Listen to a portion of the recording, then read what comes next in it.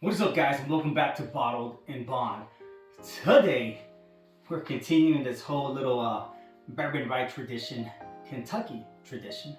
And today we're going to check out a whiskey, bottle that I have been seeing in stores, and I've been like, that price is ridiculous, and I ain't having that.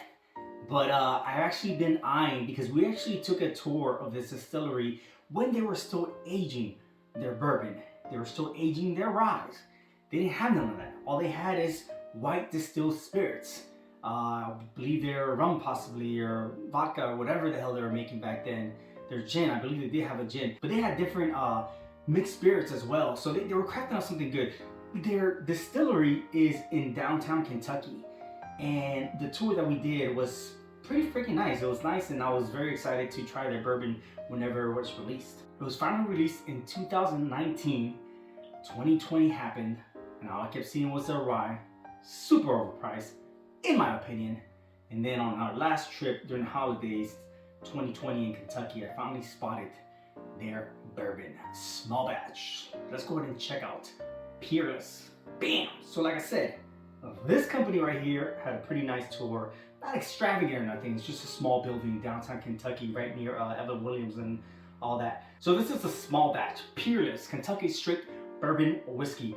This specific one is 107.1 proof, making it a 53.55% alcohol by volume. So I'm not sure how they label their bottles, but this one has some type of a serial number. It is 150718101, in case you guys were wondering. This is coming over from the Kentucky Peerless Distilling Company. Their mash bill is undisclosed. Now, their bourbon was first sold in, I believe it was 1880 or something. It doesn't say it on the bottle. By a E.W. I forget, Worsen, I forget, and company.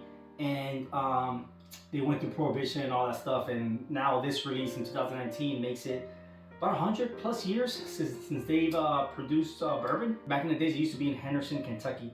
Regardless of all that, as you can see, we also had this at the Vet Vault, and we didn't quite like it. So I'm very curious to open this baby back up. The specific one runs about 70 bucks here in the state of Virginia. I want to say I picked it up anywhere between 50 and 60 bucks in Kentucky. May have also been on sale if I'm not mistaken. Let's open this baby back up. Oh yeah, dry as cork. Now this specific distillate, this specific bottle is non-chill filtered, and it is barrel proof. It is a sweet mash. Wait. A little caramel, a little bit of brown sugar. Man, not so much in the nose. Maybe I have COVID. Maybe like a spicy peppermint candy, like a spicy cinnamon candy. That stated a little bit of caramel. Maybe a little bit of brown sugar, not so much on the honey-like notes. So those classic bourbon notes, man, this two glass is dirty. Anyways, the classic bourbon notes are, they're there. They're just not, you know, jumping out at me so quick. It's, that is two glass. You know, you can't hate on the two glass. But I'm definitely not picking up much besides that peppermint, besides a little bit of brown sugar, and maybe a little bit of cinnamon, caramel, but very light notes. Very, very, very light notes, especially for the proof. Cheers. Okay. Butterscotch. Almost immediately. Goes in with a little bit of maybe like a powdery sugar, sweet taste. Turns into a sweet butterscotch, honey-like. And it ends with a very mild cinnamon. Second swig had a little bit more of an ethanol. The taste was not as good as the first, and yeah, just a little bit more of a lingering burning sensation towards the end. Let's give it one more shot. More of an ethanol, little sweetness. Listen, I'm gonna keep this short for you guys. For my sake, I'm keeping it short. If you guys have had this thing, please let me know if I am wrong.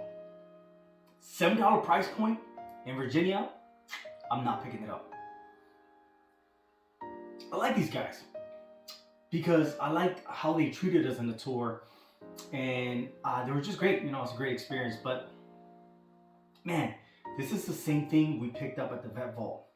It's just strong.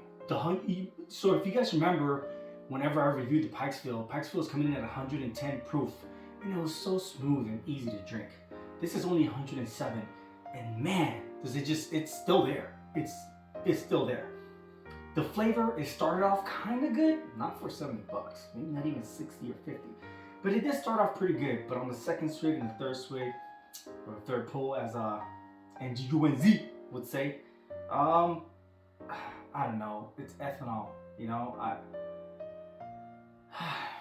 Nonetheless, guys, if you guys have had Peerless Small Batch Kentucky Straight Bourbon Whiskey from the Peerless Distilling Company in downtown Louisville, let me know in the comments below. Let me know what you guys thought, and let me know what whiskeys you think I should be reviewing here next on Bottled and Bond. I'm Ozzy. This is the Peerless Small Batch Kentucky Straight Bourbon Whiskey from the Kentucky Peerless Distilling Company in downtown Louisville. And this is Bottled and Bond. Cheers.